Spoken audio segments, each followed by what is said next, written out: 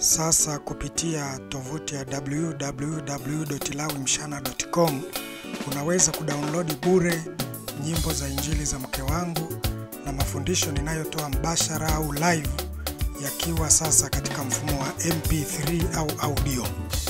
Lengo ni kusaidia usikilize ukiwa unafanya kazi zingine kama vile kupika au unaendesha gari na kadhalika.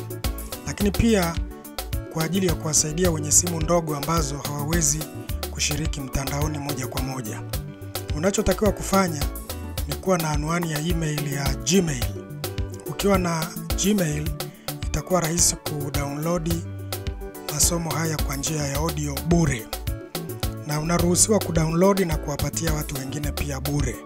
Uruhusiwi kuwauzia watu. Kwa hiyo unaweza ukajifunza mengi kupitia kwenye tovuti ambapo utaweza kujifunza masuala mbalimbali ya kijamii na kiroho pia. Karibu sana.